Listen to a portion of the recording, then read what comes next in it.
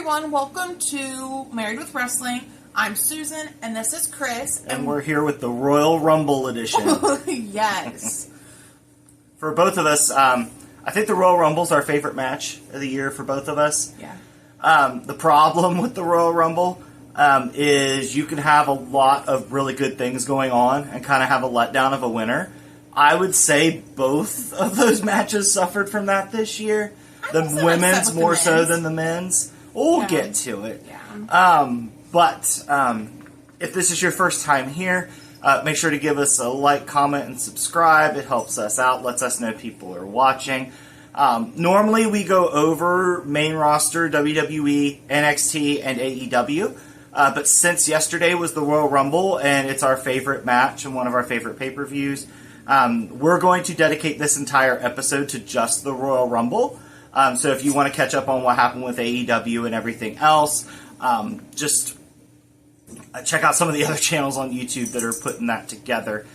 This is kind of weird for us anyway, because last year during the Royal Rumble, we were on the Jericho cruise, so we didn't even really get to discuss much about the Royal Rumble last year. And this year, we watched it, because we're not on the cruise, obviously. But we will start with the women's, because that's where WWE started. So a lot of the Rumble last night was, I predicted something would happen because I felt like it was set up, and then something that wasn't that did happen. You didn't get anything right until further in the show. And I didn't. And honestly, looking at both matches, for the women's, when it didn't go the way I thought, I was like, oh, okay. But in the men's, when it didn't go the way I wanted, I was like, oh, okay. I was more okay with the outcomes in the men's if they didn't. And I know I've talked on here before about people putting stuff down because it's not booked the way they booked it. But the women's match, I feel like all the creativity of the stories went into the men's match. Yeah. Because the women's match had some good things, but there wasn't a lot of... They didn't expand on a lot of the stories, and I thought there was some missed opportunity there.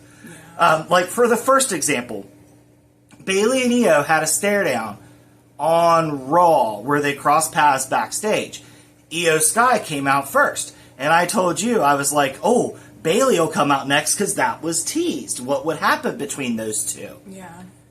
Liv Morgan came out second. And I was like, okay, all right. These two feuded like a month ago for the title. Sure. I thought Bayley was the better setup. Bayley didn't come in until close to... I think she was in the 20s or the late teens. I can't remember. Yeah. I didn't take any notes. I should have. I should have taken notes on the Royal Rumble matches. But I didn't because I'm not a journalist. I'm just a dude sitting here talking wrestling. And I tried to remember if Bayley and Io even interacted in the match. They did. They had a stare down. Yeah. But the fact that I don't even remember it, and it probably should have started the match... and the symmetry was there too. Like, Bayley and Io started the match, and Bayley won the match last year to take the title off of Io. Like, the story of Io 1, Bayley 2 was right there. And that's how I felt the entire women's match went. Yeah. There was one story that was paid off. Maxine Dupree eliminated Ivy Nile at some point. That was a story that paid off. Yeah. But where I really think we went off the rails was... Because I didn't know who was going to win the women's match going into it. Most people said Becky Lynch. Becky Lynch didn't even return. So she was a non-factor. And I think she was the betting favorite, which is kind of hilarious.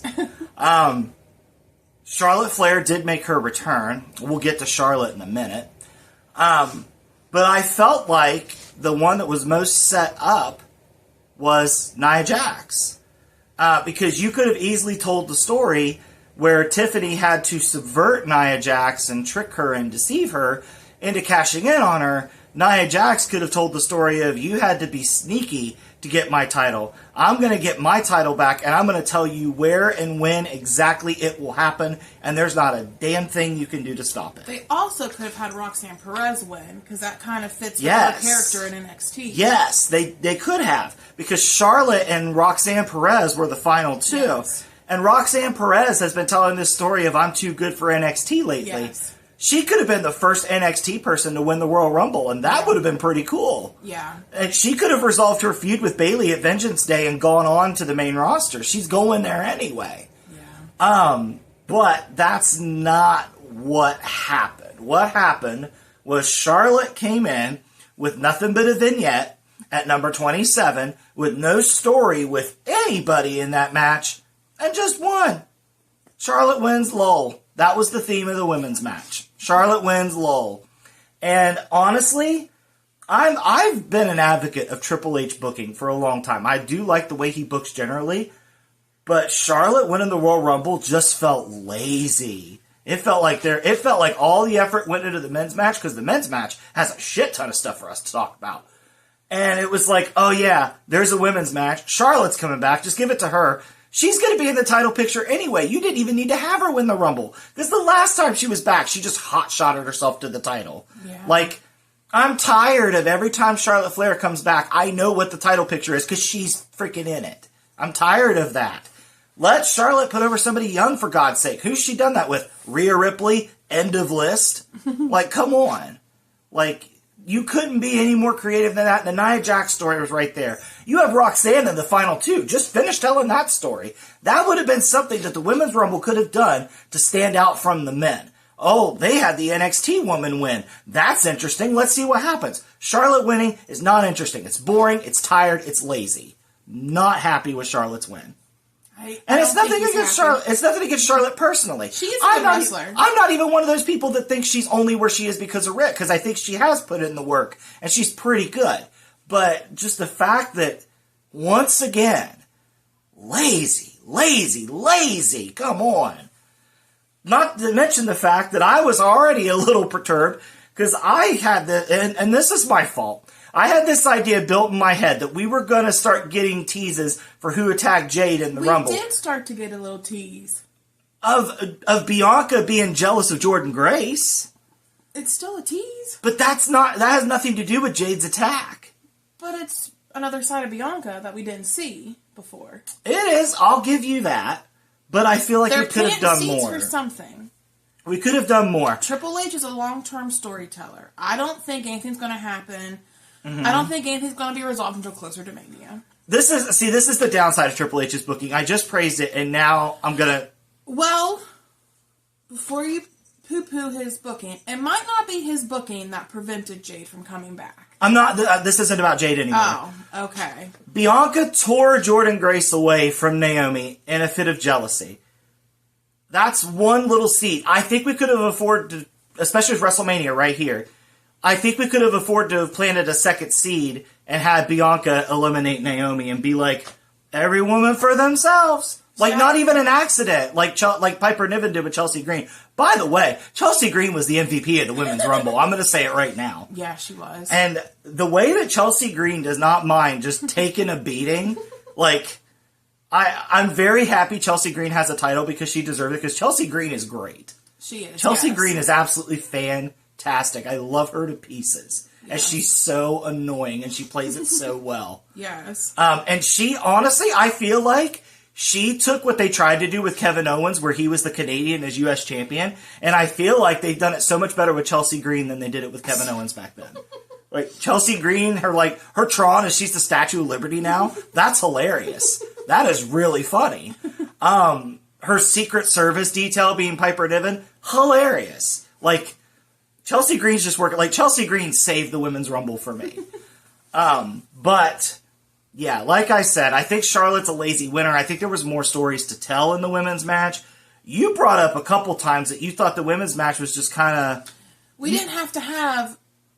They didn't eliminate anybody forever. And it's like there was too many people in the ring, in my opinion. Mm-hmm. How are you supposed to build any story if you have that many people in the ring? I think you can, and I think the men showed that you could. I don't think they had as much men in the ring. Like the women continuously thought the whole thing had a shit ton of women in the I think at one point the women had 10 as the most in there, and the men had 7. Yeah. I think was the most.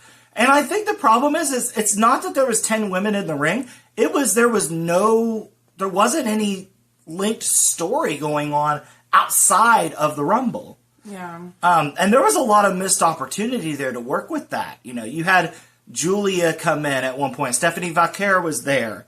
Jordynne Grace came in. Other than Jordynne Grace getting pulled away, I can't really think of any significant story beats that happened. Alexa Bliss came back. Alexa Bliss came back, but then again, huge pop. It was a huge pop, and then I don't even remember who eliminated her because it wasn't a big moment. It just kind of happened. I think she was eliminated in that Nia Jax kerfluffle. Because there was a point in time where Nia Jax eliminated like 5 people at once. Because they kept piling people up out on the apron. You were out of the room at the time. They kept piling people up on the apron, and Nia Jax went over and just blasted like 5 of them off the apron. I bet Nia Jax is happy because her and Alexa Bliss are like besties in real life. Yeah, she also, Nia Jax set the record for most eliminations in one Rumble. She eliminated 9 people. I saw that this morning on Instagram. So yeah, the women's... Nikki Bella came back. Nikki Bella came back at number 30. I was pumped for that. You were pumped. I was disappointed because I wanted it to be Jade. But I was cheering. But I told you I thought Nikki Bella was going to come back based on what I saw. You said. And apparently you saw something where she wants to go on a run now. Yeah. She just wants... Because she came back and she realized how much she loves it. That she's like, it's my home. Like, I didn't realize how much I missed it. Yeah. Where I'm not the only one that poo-pooed it because of lack of who was in it. I saw... Of course, mine was Jade, an active wrestler in WWE. A lot of people that I saw poo-pooing it, besides the fact that Charlotte won, was AJ Lee didn't come back. CM Punk told you this week AJ Lee wasn't coming back. AJ Lee just doesn't want to. Yeah. That's what everybody keeps saying. They're like, oh, if Punk's back, AJ Lee will be back. They asked Punk about it this week, and Punk was like, she's home watching the dog. Yeah. Like, so... I get what I did with the Jade thing, but I can't help but feel like that the story I had in my head was better than what I got on the screen. But you are literally doing what you make fun of everybody else. I know, but I mean, come on. Hypocrite. Charlotte winning the Rumble, a monkey could have picked something more interesting than that. I mean, I kind of figured she was going to win it, honestly. I did too. But, she's not my pick, but I kind of figured because it's Charlotte Flair. She wins everything, so... We didn't need another accolade for Charlotte. This felt like it was done to just so Charlotte could be the first 2-time Women's Royal Rumble winner. Like, Charlotte doesn't need any more accolades. Okay, so after the Women's Rumble match happened, we had the 2 out of 3 falls match between DIY and Motor City Machine Guns. A lot of people thought this match was going to steal the show. And honestly, I feel like oh my god. I'm going to come across as a big hypocrite in this video, I know it. Where I thought the women's match was booked very lazily, I feel like with this tag match, they got too cute with it. You did say that. You're like, do you think they got too cutesy with this? They did, and I'll explain. So, there was a spot when DIY got their first fall, it was because there was a fake tag between Ciampa and Gargano, which I think the camera missed, because they had to go back and try to get it again. Fall, was it? It was the very first fall, because it happened pretty quickly. I think the camera missed it the first time because Cole wanted a replay, and the replay that they got didn't go back far enough, so they had to replay it. But what had happened was Ciampa went for a tag on Gargano and missed intentionally, and Gargano pretended to come in and be legal, which confused Alex Shelley, and Ciampa got to hit his move and pin Alex Shelley for the first fall. I'm not calling that too cutesy. That was creative. I enjoyed that. I wish the camera would have caught it better and the replay would have been able to be more seamless. But I thought that was creative. I thought that was a really fun way to do that. I wasn't unhappy with that. And then the match went on for a little bit. I don't remember a ton about the match, and I think it's because I think there's a lot of matches. I think this is what happens ever since we had a second Royal Rumble match. And I'm not saying that the women shouldn't have one. That's not what I'm saying at all. But what I'm saying is whatever Rumble match goes on first, I'd hate to be the match that follows it, because the Royal Rumble match itself is so hype and has so much energy that I think when we get to the second match, everyone's gassed for a minute. Yeah, I had a really hard time focusing on the match. And it kind of, like Triple H stretches these things. It was a 4-match, 4.5 hour show. Like, they stretch it with the ads and everything else. I thought they did a really good job of that between the ladder match and the men's rumble, but I feel like DIY and Motor City Machine Guns probably could have used another 10-minute break to get the crowd a little more rested for their match. That being said, I think the match was fine. DIY did retain. This is where I think the match got a little cutesy. So, the Street Profits showed up. They were wearing hoodies, so you couldn't tell who they were at first. But you could tell Dawkins, I think, was the first one that you could see, and then you could see Montez. Yeah, because Montez had his head covered. Yeah. Dawkins took a crutch and whacked Alex Shelley when he was on the turnbuckle getting ready to finish the match. And I looked at you and I said, oh, the Street Profits have turned heel too. Yeah. So then DIY retains, and then the Street Profits chase DIY out of the ring and beat them up, and then Michael Cole has to explain, oh, the Street Profits made sure DIY won that match because they wanted to get the titles back from DIY. It was very convoluted. And he had to explain it to Wade Barrett like 3 times. Because Wade Barrett was even like, what? Like if Wade Barrett's confused and he works there, like... And Wade Barrett seems to be pretty with it. He doesn't really need to have a lot of stuff explained to him.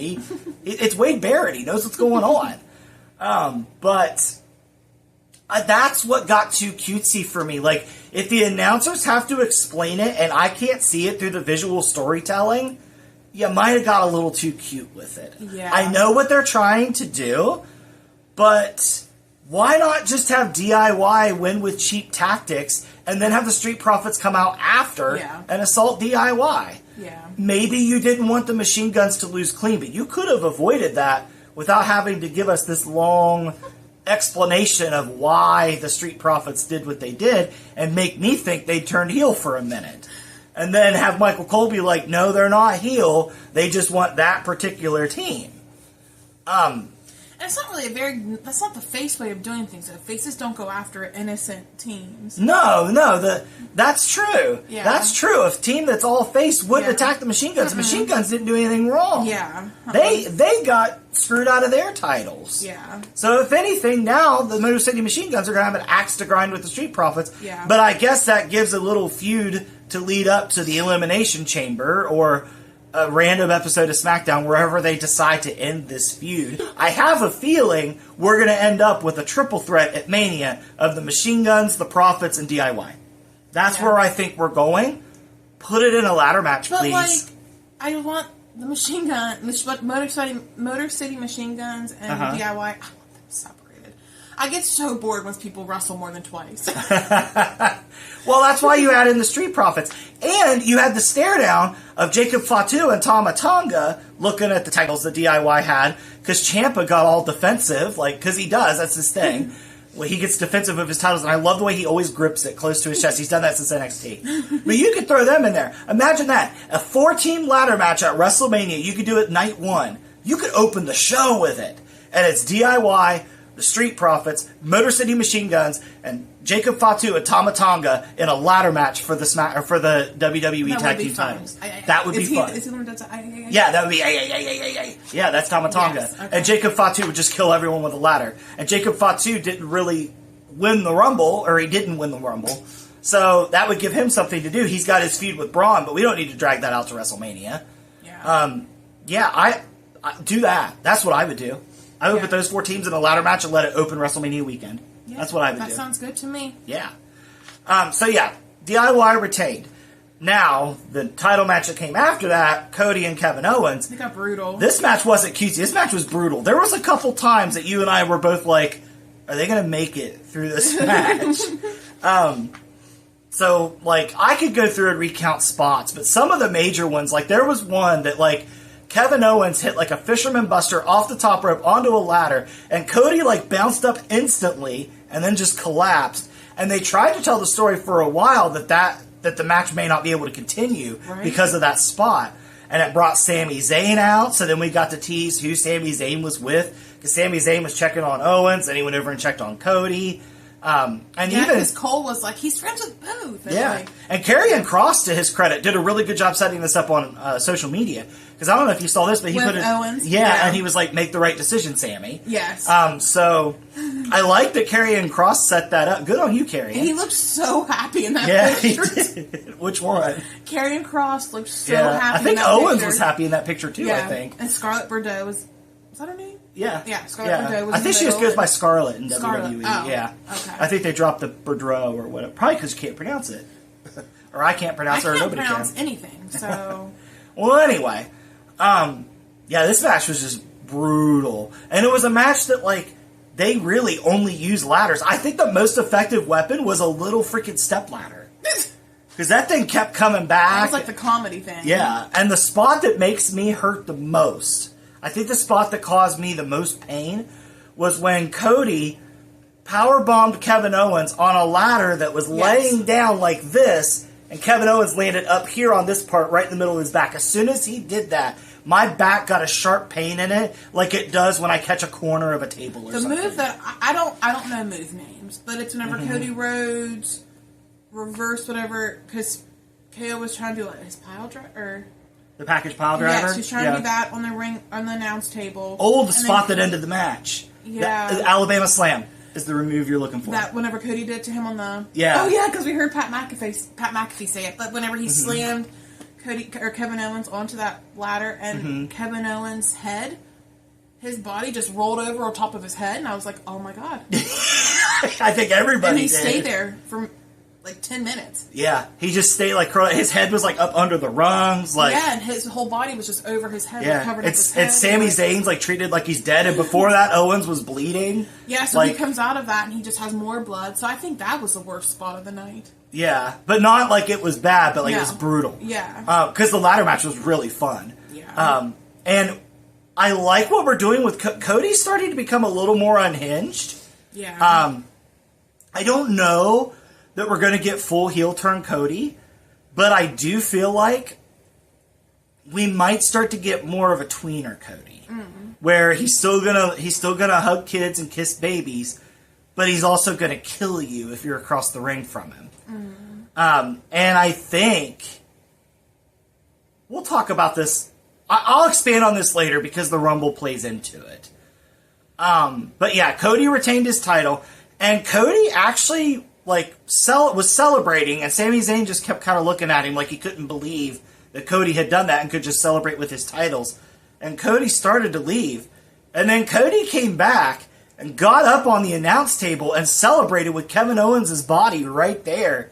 And Sami Zayn just kept looking up at him, and Cody looked back, and Cody just looked like he had this look in his eye like he didn't care that he almost killed Kevin Owens. And I thought that was interesting. Cody's a very good visual storyteller, so I'm interested to see if he's doing what he did in AEW, where he's like, it looks like I'm going to turn heel, but I'm not. Or if we're going to do something with it here. I hope not, because that's what made people turn against him. Yeah, and you don't want that. Cody's the face of your company. Cody should be the face of your company, honestly, because he's, like, just look at him. Like, he loves going out there and meeting people and carrying the title and doing the publicity stuff. They talked about it on commentary, that stuff's going to eventually wear him down. And I love the idea of it all getting to him where he's not a bad guy, but he's more ruthless and he's tired of dealing with everyone's shit. That I wouldn't mind seeing. Now, like I said, I'll expand on this because there's one person in particular I think we could push this with, and we'll get to him when we get to the Men's Rumble, which I think we're about there at this point. Do you have anything else you want to talk about with the ladder match? Nope, you covered it all. Okay. It was just brutal. Yeah. Very brutal. Like I said earlier, the Women's Rumble gave me spots where I was like, ooh, we could do this. And I ended up going, oh, we did that. The Men's Rumble immediately set me off on the path of, oh, we're doing that. Because Rey Mysterio came out first, and I looked at you. What was the first thing I said to you? Dom's number 2. Yeah. Dominic's number 2. Dominic wasn't number 2. Penta was number 2. And Penta was the Iron Man. Penta lasted the longest. He lasted 42 minutes in the match. I saw that this morning. Huh. So, yeah. He almost messed up. WWE likes Penta. He almost messed up did. 3 minutes into it. Yeah, he did. He did, because he went over the top rope, and it looked like both feet hit, like real quick tap. The commentary sold it as 1. But here's the thing. Penta is so athletic. Penta might have got that other foot up, but boy, it didn't look like it. Yeah. And WWE wasn't interested in showing a replay. Nope. So I'm kind of thinking maybe he messed up. Because if he didn't, WWE would have wanted to highlight that. They'd have been like, look at that. But no, we didn't replay that again. I just imagine Triple H, move on. Like, that's what I imagine. At least hopefully it's not like Vince McMahon, like, yelling at them. Yeah. That would have been interesting. Triple H comes out and busts his quads up. Like, he's already blowing out his quads anyway. But I don't remember the order of everybody coming out, so we'll just kind of go over the highlights of the match. I think it's worth going back and rewatching because there's a lot of fun story beats in it. And it is a very stacked Rumble. Yeah. Like, at one point, like, I told you, I was like, look at all these people in here. I was like, and we still have 10 people to go. And most of the big ones haven't even come out yet. Yeah.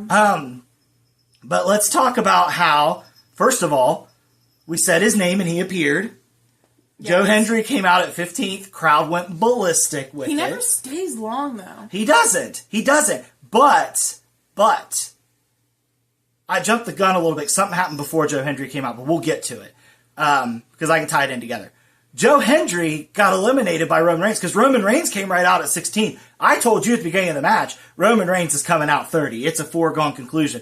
And Roman came out at 16, and I got so excited because I looked at you and I said, Roman's going to get to interact with so many people. And he kind of did and he kind of didn't. Because he spent a lot of the match just being held down in the corner by either Jacob Fatu or Drew McIntyre. Because Drew McIntyre came out right after Roman, and they had their stare down, and you could just see, like, everything boiling over with McIntyre. This is what the Women's Rumble was missing. Like, and McIntyre at one point had a problem with everybody. And at one point we had it was Cena, Punk, and Roman in the match, and then Rollins came out. But we'll get to that in a minute. I'm getting ahead of myself. You are. Because you're jumping all over the place. I want to talk about Braun Breaker for a minute. So Braun Breaker came in, and he's a freaking force. And I told you, and this is another example of the Men's Rumble giving me what I want. Ever since Braun Breaker came on the main roster, I'm pretty sure I've mentioned it on this podcast, no one takes a Braun Breaker spear like Carmelo Hayes, who was the first person Braun Breaker speared when he got in the ring. Carmelo. And it was beautiful. Yeah. I saw it, and I was like, yes, this is what happened. It's like whenever you're in love with a woman and she does something, and you're like, oh yeah, that's why I fell in love with her. That's how I felt about that Braun Breaker spear on Carmelo Hayes. I was like, oh yeah, this is why this is my favorite dude to get speared by Braun Breaker. But Carmelo got competition because they did a spot. It was the number 10 entry where Tozawa came out, and Carmelo actually spearheaded this. Carmelo watched Tozawa walk out, and Carmelo just cracked him in the head and knocked him down. And, like, it's funny because normally, like, they roll around a little bit. Sometimes they get up and they try to get in the match. Adam Pearce was out there immediately and was like, come on, Tozawa, we're going to the back. And we follow Tozawa to Gorilla, and Triple H is back there, and he's like, Tozawa, can you go? Can you go? And Tozawa's like, out of it. And I Show Speed is back there for some reason. Logan Paul, or no, KSI is Logan Paul's friend. Who's I Show Speed? He's just another stream guy. Oh, he's not Logan Paul's friend? No, that's KSI. Sure? I don't know. He might be. I don't know. I don't know who the streamers are. If he's not Logan Paul's friend, then I don't mind him. But if he is, I don't like him. Well, I Show Speed. Triple H goes to I Show Speed. He's like, I Show Speed, you have to go out there. I need somebody. There's nobody to replace him. Which is hilarious in a locker room of like 100 dudes. Right? And Triple H is just like, come on, go. And I Show Speed goes out there, and he gets in the ring, and he eliminates somebody. I can't remember who he eliminated, though. Otis. It was Otis, that's right, yes. Because Otis and Chad Gable didn't really... They had a little bit of interaction, because they did have a cool spot where Chad Gable grabbed Otis's ankle in the middle of Otis doing the caterpillar. Yeah. Which was a really cool spot, because Chad Gable made it look smooth as shit, because if you haven't realized already, Chad Gable's really good at his job, and I can't stress that enough. Chad Gable's fantastic. Anyway, I Show Speed gets in there, and he eliminates Otis. And it's just him and Braun Breaker in the ring. Everybody else is down. And I Show Speed does a backflip. He starts gloating. And I start getting giddy because the hard cam is on I Show Speed. And I see Braun Breaker start to run in the background. And I was like, oh, I know what's coming. Braun Breaker bounced off this rope, got all of his speed. And to say that he speared I Show Speed is an understatement. I Show Speed didn't get his hands up. So Breaker got wrapped all the way around with I Show Speed's hands at his side. And I saw I Show Speed's soul leave his body and go through the roof of Lucas Oil. Like, Braun Breaker he might as well have speared him straight to hell. Like, he just killed him. And then I Show Speed got thrown out shortly after. But, I don't know, man. I love a Braun Breaker spear on Carmelo. But, man, I would pay some good money to watch Braun Breaker spear I Show Speed again. Because that was just... Credit to I Show Speed the way he sold it, because I Show Speed sold it like his soul had just been evacuated from his body. That might have been what it felt like. It did. But that wasn't the last spear Braun Breaker hit that night. When he came out and Braun was out there, when Roman came out and Braun was out there, I told you, I said, Braun and Roman are going to interact, and I can't wait. I hope they do, and boy, did they. They had a little stare down. Roman kind of looked at him like the Predator looks at Arnold Schwarzenegger in Predator, like, oh, this guy.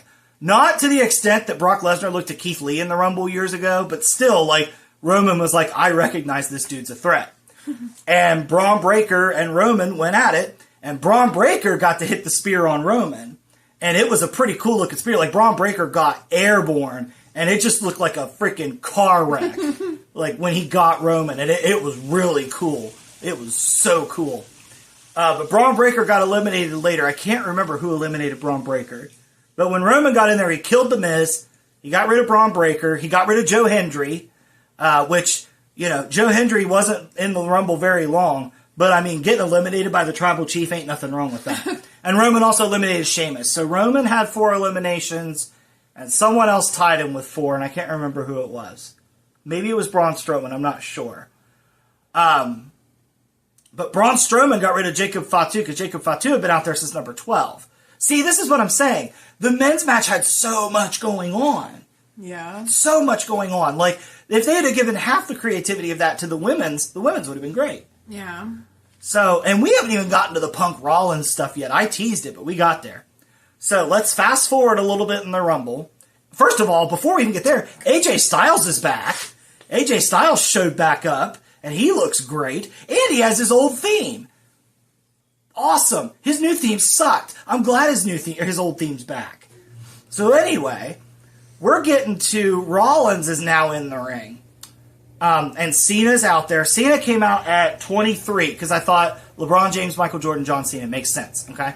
Now, John Cena didn't really do much in the Rumble, but his facial expressions are so over the top. I want to be annoyed, but I think since he's been doing this forever and it's John Cena, I can't. I just find it kind of endearing that his facial expressions are so over the top. And it's like, oh yeah, this is why Batista's the good actor of the rest of Hollywood. But anyway. Hey, don't make fun of Peacemaker. I won't. Peacemaker's John Cena's masterpiece. Yes. That's his masterpiece. Yes. I'm not touching that. No. But anyway, at one point, Roman is in the ring with CM Punk, who he doesn't know if he can trust. Drew McIntyre is in there somewhere, who he knows hates him. Rollins is in there, who just sets Roman off. Like, as soon as Rollins' music hit, Roman's face changed, and he just, like, had this permanent look of annoyance on his face. So he's like, I hate this guy, too. And he's got history with Cena. Him and Cena were kind of doing the stare down of each other when Punk came out. Mm-hmm. And Punk got in there. It was the 3 of them. And it's funny because Cena and Punk, or not Cena and Punk, Roman and Punk are looking at each other, kind of like sizing each other up. And this is Cena in the other corner. Like, and it's just like, good Lord, John. And those 3 are standing there. And then I told you, I was like, Rollins. And then all of a sudden, burn it down. Here comes Rollins. And I was like, oh, this is where it's going to hit the fan. And boy, howdy, did it hit the fan. So, everybody's kind of wrestling, doing their thing. And then Roman and Rollins get into it. Because Roman just can't let Rollins go. Rollins can't let Punk go. So while Rollins is trying to fight Punk, Roman is trying to fight Rollins. And McIntyre just wants to kill everyone that's in there because he hates all of them. So, and Sami Zayn is in there by this point. Sami Zayn and Roman are kind of just... Sami helps him up at one point, but there's nothing overarching that happens there. I think we're kind of tabling that for later with those Kevin Owens seeds. I'm fine that we didn't cash those in because we had plenty of stuff going on anyway. You're talking too much too fast. You're losing your voice. I know. I'm like Michael Cole last night. I know. Michael Cole barely had a voice like at the end of the telecast. As a child right now. I know, and I'm not even getting to the good part. So, Rollins goes to clothesline, or no, Roman goes to clothesline Rollins out of the ring, and they're both caught up in the ropes. And then CM Punk, you could see him, the way the camera angle is, you could see Punk realize what's going on. And he goes over, and he just dumps Roman and dumps Rollins, and they go tumbling over the ring. And he's staring down there looking at him, and you think, that's going to stew for a minute. Punk's going to go back in and get that match. No, Logan Paul, who came out at number 30, came over and dumped CM Punk out of the ring, so CM Punk has to face his consequences right then and there, which is great. And Punk's sitting there, and Punk landed like right on his butt. I'm surprised his tailbone's not broken. But Roman's sitting there. Roman's looking at him. Rollins is over here, like over by the ring steps, and Roman and Punk are in front of the announce table, and Roman is just staring at Punk, and Punk's staring back. Yeah. He was like, "We worked together a month ago." Like when Roman gets really dramatic, I love it because he's really good at it. And Rollins sees this, and Rollins runs over, stomps Roman to get to Punk so those two can get into it again, and they brawl all around the ring. They get separated. Punk goes off. Rollins goes back just for fun and stomps Roman's head into the stairs as a final FU to Roman. And Rollins just looks unhinged. Like, Rollins looks like he's had all he can take. He's killed Roman. Punk ruined his dream. Like, it's probably the best thing that happened in the men's match, in a match that was loaded with really great things. Because it was just pure, unadulterated chaos, and Roman Reigns was the expense of all of it. Like, and it's funny, I saw a video later that I don't know if a fan took or someone else took, and Roman is leaving with Paul Heyman at ringside, and like Roman just has this look on his face like, what happened? And Heyman's just like, come on, Tribal Chief. There was a funny part whenever Roman and Seth were in the ring, though, and they were like trash talking. And Roman is like running his mouth, and he taps Seth in the chest, and Seth taps him back. He's like, "Don't tap my chest," or something. "Don't put your finger on me." And like, it just looked like two. It looked like two brothers. They were like, ugh. It just reminded me of the thing where the video where they're carpooling together, and they're like yelling really super nice, sweet things to each other. Like they're like, "You will not buy my food. I'm gonna buy our food," and like. "I love you like a brother." Like, it's that's so funny. And look how far they've come. I know. But no. So our final three of the match is Logan Paul, Jey Uso, and John Cena. And I start to get worried. Because I'm like, no, do not have Logan Paul win. At this point, I'm rooting for Cena. I don't have anything against Jey Uso, but Jey Uso is very in front. I get why Jey Uso is being pushed the way he is, because he's over as hell. He's probably one of the most over people in the building. Like, whenever Jey Uso shows up, it breaks into a party. And I know the online community is starting to turn on Jey Uso, and they're like, his moveset sucks and all this. He's over, and that's all that matters. He's over, and he sells merch. That's why he's getting pushed. They're just a bunch of online trolls. Yeah. So, like, they're never happy. Yeah. But if they were in person, they would love it. That's just who they are. So, let's go back to the ring. Logan Paul is in there, and instantly I get a pit in my stomach. I'm like, if Logan Paul wins this Royal... If Logan Paul and Charlotte Flair are the Royal Rumble winners, I'm going to burn my own house down. It's Cena, Jey Uso, and Logan Paul. And the way they get out Logan Paul's pretty fun. John Cena gets Logan Paul up in an AA, and when he lands, Jey Uso hits him with a super kick. And Logan Paul goes to the ropes, and John Cena takes off running and eliminates Logan Paul. And I was so glad it happened, because I was waiting for Logan Paul to dump the rope like Cena did to Strowman and send Cena over, and he didn't. Logan Paul got eliminated, he was out. So Jey Uso and John Cena were the last two left. And at that point, I told you, I was like, I'm fine with either one. I'd prefer Cena. They did some fun stuff. They got out on the apron. And it kind of just ended with Cena going for an AA on the apron. And Jey Uso got out of it, was in the ring. And he just kind of shoved John Cena. And John Cena, like, jumped off the ring and just landed on his feet. And it was over. His face was like... And he was just like, oh, God. That was it, right there. And he got in the ring real quick, and he grabbed Jey Uso up. And I thought he was going to, like deck him or something? No, but he hugged him, and he put Jey Uso over. And Jey Uso won the Rumble. Like I said, a lot of people I've seen online weren't happy. They wanted either Punk, Cena, or Roman. I did not want Roman. I think Roman would have been the Charlotte Flair choice in this case. I feel like what we did with Roman was so much better than having him win the Rumble.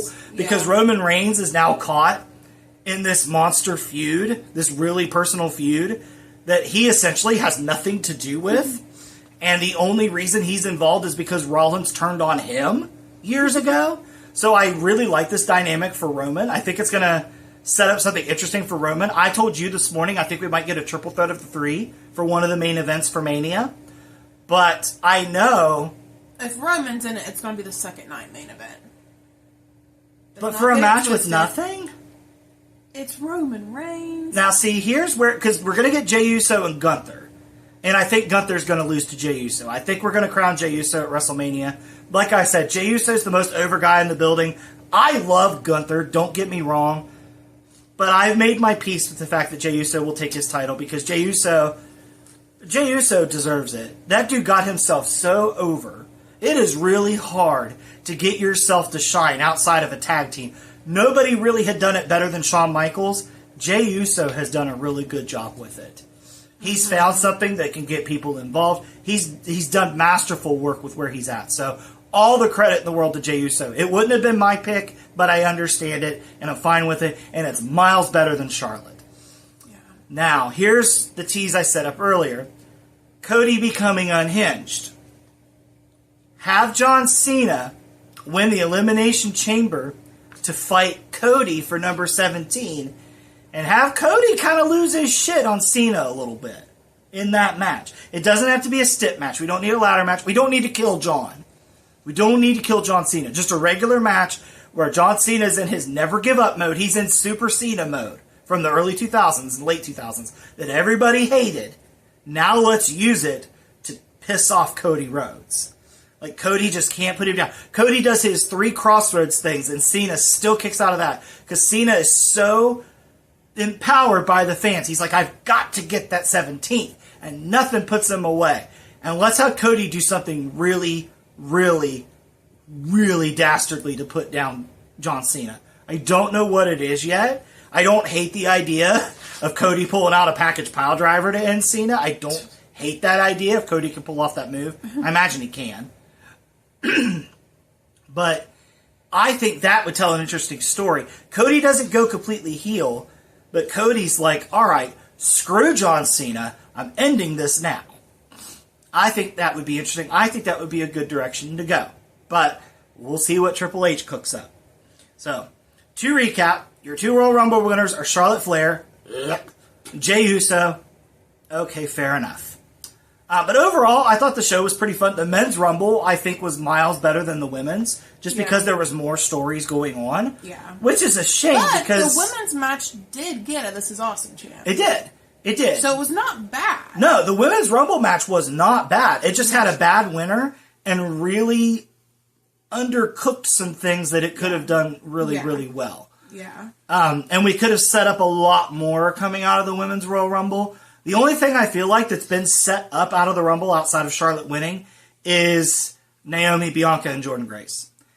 And that's only going to be able to continue to cook if we put Jordynne Grace on the main roster. If we put Jordynne Grace in NXT, I feel like it was pointless. Yeah. Except to show that Bianca's got a little bit of a mean streak. But I think you can drive that point home more if you let Jordynne Grace be on SmackDown with those 2 women. Yeah. That's what I think would be best. Jealous. Yes. Yeah. Have like Naomi and Jordynne Grace. Maybe they have to sneak like they're lovers and like, oh man, I missed you. We had a good time. And then Bianca walks in. What is this? Like something like that. Something to that effect. Yeah. I think that's how you move that moving forward. But I was really kind of let down by the lack of things we had coming out of the Women's Rumble, because now what does Nia Jax do? I felt like the story was there for Nia Jax to win. I don't think Nia Jax would have been a bad winner at all, because there's that story with Tiffany, and like I pitched at the beginning of the show, you know, you had to sneak around me. You know where I'm coming and where I'm going to be. Yeah. So that's going to do it for our coverage of the Royal Rumble. Overall, it's a good show. I agree. I'd probably give it a B+, A-. I would do B-. B-. Okay. Yeah. Okay. The Women's Rumble was good, but it lacked. I feel like they got screwed over. The women always get the short end of the stick with the main roster. Mm-hmm. I think next year we should let Shawn Michaels book the Women's Royal Rumble. He does really good booking women. He does. I think we should let him do that. Literally, I feel like it's very even, men and women. I'm going to say that, and then it's going to come out in a couple of days. Oh yeah, Shawn Michaels was the producer of the Women's Rumble. I'll be like, what? I'll be surprised, because Shawn Michaels does a lot better weaving women's stories together. Yes. So the tag match, you agreed with me. It got a little cute with the ending. I couldn't really focus on it, if I'm being honest. I kept getting on my phone. Yeah. Ladder match thoughts? Good. Brutal, but good. Men's Rumble thoughts? Really good. The Men's Rumble was the best part of it. Yeah, I agree. Until Logan Paul came out, because I just... Once Logan Paul came out, I got scared. I'm not giving him attention. This is what you do with people that love attention. We're just not going to talk about him, so... Even though we already have? Never again. Never again. He's the Voldemort. Never again. We're just going to say he who should not be named. When he's world champion, never again. Never again. Yeah, that's going to do it for our show. Like we said at the beginning of the video, make sure to like, comment, subscribe. Let us know that you're watching. Leave comments. Tell us what you thought about the Royal Rumble. Do you think Charlotte was lazy booking? You know, are you happy that Charlotte's going to go probably get number 15 off of Tiffany Stratton, which... She doesn't even have it that long, though. That's what kills me. They literally give her a title for, like, a month. Yeah. Yeah, because they did the same thing with Becky Lynch in NXT. Yeah. Yeah, if you're going to have Charlotte challenge Tiffany Stratton, let Tiffany Stratton go over. Please let Tiffany Stratton go over. Yeah. Because, I mean, yeah, Charlotte's already kind of seeming kind of heelish. But you can't give her win after win just to get her numbers up and then not even let her do anything with the title. That's stupid, and it's a little bit nepotism way. Yeah. No, I agree. I would agree. Yeah. But we'll be back next week. NXT has Vengeance Day coming up. Not this weekend, but next weekend. And then AEW has Grand Slam the same day as Vengeance Day. So we're going to have to watch one Saturday and probably one Sunday. Because I think they're on at the same time. So I think Grand Slam's pre-recorded. I could be wrong about that. There's 2 pay-per-views in 1 week. Grand Slam's not a pay-per-view. It's just like a TV thing. It's like Saturday night's main event. Because they usually do Grand Slam Dynamite at the tennis stadium in New York, but they're doing it in Australia. Okay, whatever. Yeah. Yeah, that's the schedule coming up. AEW's next pay-per-view is not till Revolution on March 9th, is their next pay-per-view. But we will talk to you guys next week. Later.